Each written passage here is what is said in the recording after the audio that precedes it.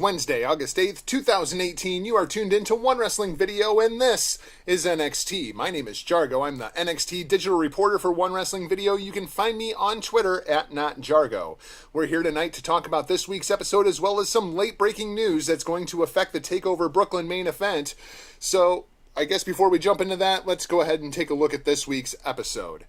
This week's episode starts off with the last 2 weeks' worth of recap regarding the NXT Championship triple threat situation that we have kind of found ourselves in. Of course, I'm talking about Tommaso Ciampa, the NXT champion, Aleister Black, the former champion, and Johnny Gargano, the former tag team partner, and now lifelong rival of Tommaso Ciampa. This is another one of those great video packages that NXT has been throwing together. It really makes this feud look even bigger than it is, especially since we've gotten Aleister Black's involvement. I was not very impressed by the build to Ciampa versus Aleister Black, but since then they've done a great job with the video packages of hyping this thing. We then go to our cold open of this week's episode of NXT. The cold open, of course, is just the regular standard open. We come back inside Full Sail Arena, and our first woman out this week is Amber Nova. Amber Nova, a name that we know now from Impact Wrestling. She left Impact Wrestling back in January of this year. As far as I know, this is her first appearance on NXT TV.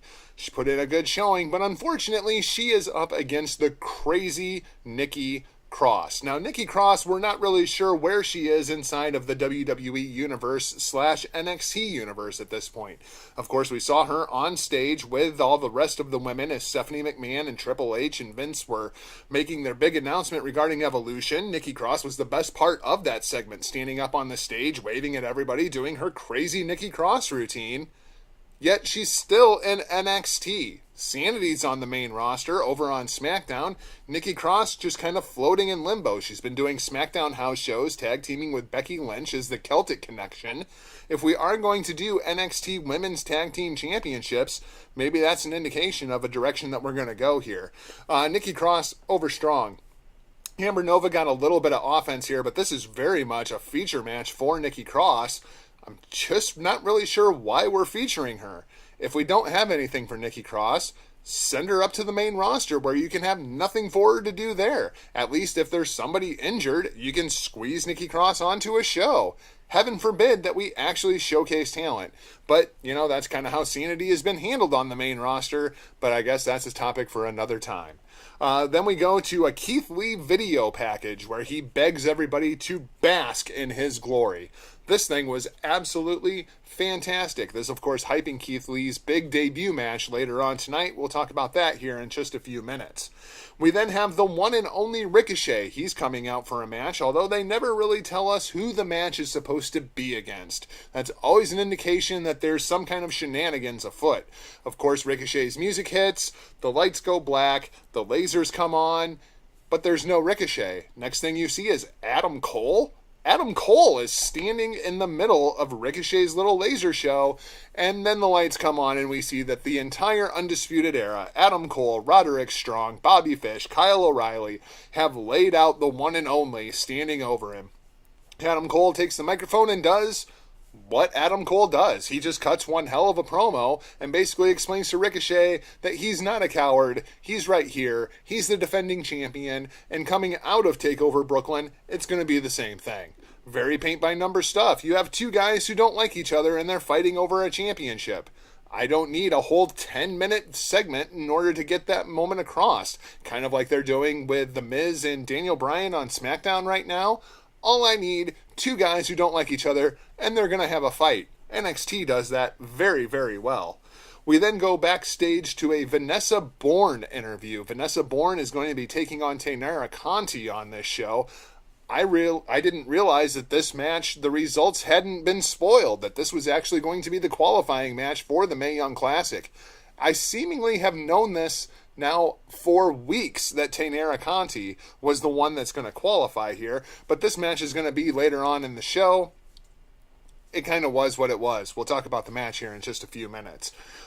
Adrian Jaoud from Rio de Janeiro makes his NXT TV debut next. Evidently, after the Ricochet versus whoever he was supposed to fight match was called off, William Regal just grabbed random people and said, hey, get out there. That's pretty much the story here with Adrian Jarud. Coming out to fight him is Kassius Ohno. Of course, we've seen Kassius Ohno in the last couple of weeks seemingly going through a bit of a temperament change. He is incredibly frustrated that all he gets to fight are jobbers now. He thinks that he deserves better competition. Once again, Kassius Ohno comes out here and just plain knocks this guy out. Jarud gets a little bit of offense in before Kassius Ohno just decides, oh no, that's enough of that, and just puts this guy down. Again, we're seeing a little bit of a change inside of the demeanor of Kassius Ohno. I'm wondering if they're going to turn this guy heel and kind of work that Hideo Itami, I'm not getting the respect I deserve gimmick. But Kassius Ohno is super over inside of Full Sail, so I'm not really sure how well this one's going to translate. Kassius Ohno's new ring attire. He's now wearing the Duke Blue Devil Blue, which I am a proud supporter of. But I'm really hoping that if we turn Kassius Ohno heel, maybe he gets some new ring gear, because I really feel like the ring gear is starting to hold him back. It's just dated, man. Move on. People aren't wearing the jerseys anymore. Well, I do, but I'm kind of a nerd like that. Let's move on to EC3. EC3 has been invited by the Velveteen Dream to join in the Velveteen Dream experience. They hyped this a couple of times throughout the show, and I wasn't exactly sure what to expect. After seeing it, I'm still not really sure what it was. It looked cool. It had a cool purple filter over it. EC3 comes walking in. The Velveteen Dream asks him to sit down. EC3 sits down, and the next thing is Velveteen Dream asks him if he would like to take a walk. They get up and they walk about 10 feet, and Velveteen Dream acts like he's going to throw EC3 in the pool. How very Vince McMahon-esque. EC3 catches on to the joke and stops him, only for Velveteen Dream to drop his sunglasses. EC3 bends down to pick them up. Velveteen comes to throw EC3 into the pool.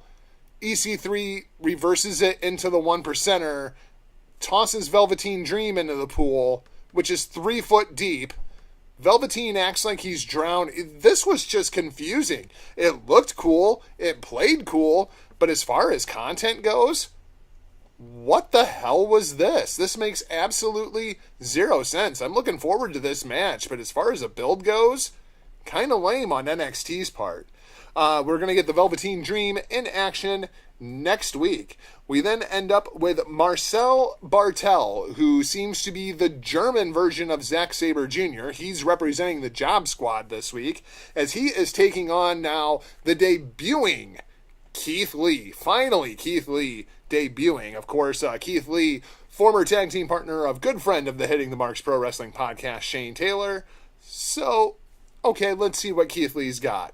Keith Lee pretty much murders this guy. Although I do have to say, Marcel Bartel, props to you, man. You actually showed me something here. I kind of like this guy. Like I said, he's like the German version of Zack Sabre Jr. Of course, trying to run that kind of offense against a 300-pound Keith Lee who moves like a cruiserweight, probably not going to end well for you, and it certainly didn't for Marcel Bartel. Keith Lee sets him up into a Samoan drop position and then just tosses this guy in the air and basically catches him in a jackhammer for a 3. Very impressive debut here for Keith Lee. I can't wait to see what they're going to do with Keith going forward. Then we go backstage to a vignette with the Street Profits. The Street Profits going to be taking on the Mighty next week. Of course, we saw the Street Profits interrupt the Mighty's match last week against Heavy Machinery. Pretty cut and dry stuff here, except done in the Street Profits way. They cut a little promo backstage, talk some smack about the Mighty. We get the match announcement.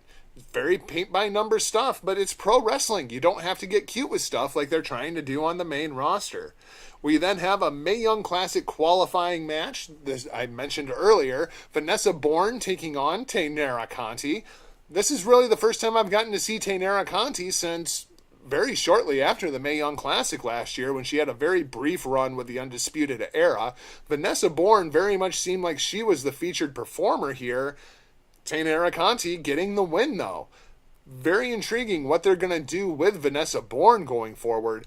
As far as Conti goes, it was a little bit of a confusing match. She comes out, she's working complete heel during her entrance.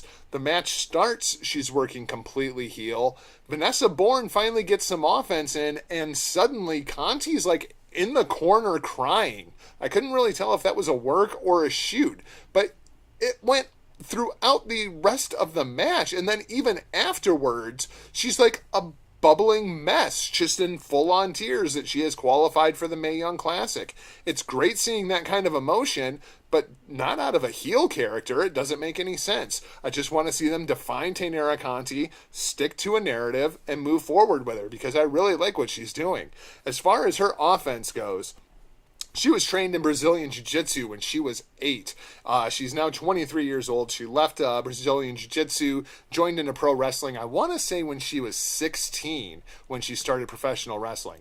When I look at what Ronda Rousey did on Monday Night Raw, and then I look at what Taynara Conti is doing in NXT, as far as their offensive movesets go, they are incredibly similar. The only difference is Taynara Conti seems like she is actually in control over what she's doing and not trying to hurt somebody, whereas I think Ronda Rousey looks like she's actually trying to murder people on the main roster. She does know that it's a work, right? Right? Let's move on to a couple more match announcements that we've got for next week. We have Kairi Sane taking on Aaliyah next week. Pretty sure that's going to end up being basically a squash. Then we also have Tyler Bate taking on Roderick Strong. That, of course, to hype up the Tag Team Championship match that we are going to see in Brooklyn between Mustache Mountain and the Undisputed Era. Your main event of the night. This is where things start to get interesting, ladies and gentlemen. We have Aleister Black taking on Johnny Gargano. And it's Aleister Black versus Johnny Gargano. For about 10 minutes, you get exactly what you would think this match is going to be. Two guys who are both on the babyface side of the roster, but they don't necessarily like each other. They have a personal issue. As soon as the bell rings, this thing is off and the haymakers are flying. After a while, Tommaso Ciampa comes out, interferes in the match, and it gets thrown out because we have to protect both babyfaces. Makes complete sense. William Regal comes out and announces, we're going to get a triple threat in Brooklyn for the NXT Championship. Not like anybody saw this coming. But now, ladies and gentlemen, we have breaking news. Ryan Satin at Pro Wrestling Sheet is now reporting Aleister Black is going to miss TakeOver Brooklyn 4. A couple of weeks ago, Aleister Black was wrestling Tommaso Ciampa in Las Vegas, Nevada at a house show. Ciampa supposedly crotched Aleister Black. I'm not really sure what that means, if this was like a top rope spot, if it was a low blow spot. Anyway, it seems as though the former NXT champion has a torn muscle in his groin. He has now underwent surgery to repair this muscle, but they said this is supposed to be about a 3-week recovery time. Okay, 3 weeks, takeovers in 2 weeks, maybe Aleister's going to be able to make it back. But now Ryan Satin is reporting Aleister Black is not going to be cleared to return to competition until October. Now, what the hell does that mean? Number one, what is going to happen to the TakeOver 4 main event? Is it now just going to be one-on-one Tommaso Ciampa versus Johnny Gargano for the NXT Championship? I'm on board with that. I feel like we need to raise the stakes, though. If we are going to do Gargano versus Ciampa one more time, one-on-one in Brooklyn, that's going to be the third TakeOver this year where we have had this match. Granted, one was unsanctioned. Granted, one was a street fight. Granted, this one will be a straight-up match for the NXT Championship, but I really think this needs to be loser is forced to leave NXT. I know we did that gimmick once before with Johnny Gargano, but I think it's time Johnny Gargano gets set up to the main roster. Now, as far as Aleister Black goes, I thought for sure, no matter who came out of Brooklyn, whether it was going to be Johnny Gargano, whether it was going to be Tommaso Ciampa, Aleister Black was eating the pinfall. I thought for sure now was the time that the Dutch Destroyer was going to get called up to the main roster and debut on Monday Night Raw the night after SummerSlam. That seems very much in question now. There's absolutely no reason to debut him at this point if he's not going to be cleared until October. But does he even get called up at all now? Does he go back to NXT? Or will they treat this like Drew McIntyre, where they had him just go straight up to the main roster and never invoke his rematch clause for the NXT Championship? Get at me on Twitter, at NotJargo. Let me know what you think. At One Wrestling. Let us know what you think there, too. That's going to wrap things up for this week's episode of This is NXT. Thanks for watching. If you haven't yet, please hit the subscribe button and the little bell so that you're always notified of any of the new content here at One Wrestling Video. Hit me on Twitter, at NotJargo. Let me know what you thought of this week's episode. Then head over to the hittingthemarks.podbean.com so you never miss any content from myself or my tag team partner, Rick Vickery, on the Hitting the Marks Pro Wrestling Podcast. You'll notice I'm sporting my Chicago gear tonight. We are all in. We will be at StarCast at the end of August this year. Stay tuned to One Wrestling Video. We are going to have all kinds of exclusives, and hopefully myself and Rick will finally have the opportunity to be in the same place at the same time as one Mr. Bill Apter, and I can finally get this book right here behind me signed. Join me back here next Wednesday for another episode of This is NXT, Friday at hittingthemarks.podbean.com. We'll have more on this Aleister Black situation. We'll run down G1 Climax, Night 16. For now, this is Jargo, closing transmission.